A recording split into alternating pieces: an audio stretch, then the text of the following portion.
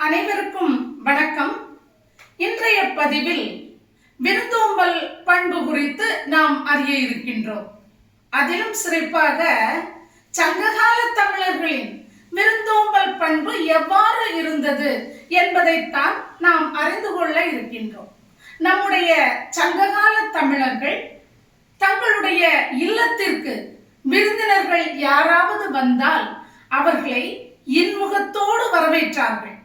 இன்முகத்தோடு வரவேற்று அமர வைத்து உண்ண உணவு கொடுத்து மகிழ்ச்சியாக நலம் விசாரித்தார்கள்.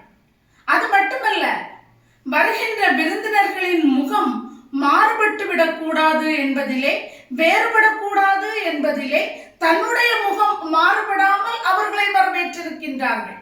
இதைத்தான் மோப்ப குளையும் அனிச்சம் என்று திருவள்ளுவர் திருக்குறளிலே மிக அருமையாக சொல்லுகின்றார். அது மட்டுமல்ல, சங்ககால தமிழர்கள் தனித்து உண்ணக்கூடாது என்ற உயர்ந்த பண்பினை உடையவர்களாக இருந்திருக்கிறார்கள்.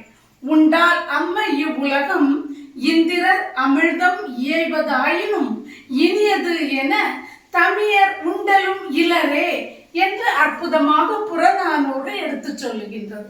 அதோடு இன்னும் நாம் சங்ககால இலக்கியங்களை படித்தோம் என்று சொன்னால், நடு இரவு நேரத்திலே விருந்தினர்கள் யாராவது வந்தாலும் கூட அவர்களையும் வரவேற்று முகம் மாறுபடாமல் விருந்தினர்களுக்கு உணவு கொடுத்து மகிழ்ந்திருக்கிறார்கள். அல்லே ஆயினும் விருந்தவரின் உவக்கும் என்று சொல்லுகின்றது நற்றிணை. இன்னும் நாம் படித்து பார்க்கின்ற போது இந்த விருந்தோம்பல் பண்பு மிக மிக சிறப்பாக இருந்திருப்பதை நாம் அறிந்து கொள்ள முடிகின்றது. தன்னுடைய வீட்டிலே மிகவும் வறுமை நிலையிலே தான் வாழ்ந்தாலும் கூட தன்னுடைய வீட்டிற்கு விருந்தினர்கள் வந்தார்கள் என்றால் அவர்களை வரவேற்று, வீட்டில் தானியம் ஏதும் இல்லை என்றாலும் கூட விதைக்காக வைத்திருந்த திணையை எடுத்து வந்து உரலிலே இட்டு குத்தி எடுத்து அதனை உணவு சமைத்து விருந்தினர்களுக்கு உணவாக கொடுத்து அற்புதமாக மகிழ்ந்திருக்கிறார்கள் என்ற செய்தியை புறநானூறு மிகச்சிறப்பாக எடுத்து சொல்லுகிறது. இன்னும் படிப்பதற்கு நிறைய செய்திகள் சங்ககால இலக்கியங்கள் தருகின்றன. நெய்தல் நிலத்திலே வாழ்ந்த மக்கள் தன்னை நாடி வருகின்ற பாடல்களை, இன்னிசை பாடவல்ல பாடல்களை வரவேற்றிருக்கின்றார்கள்.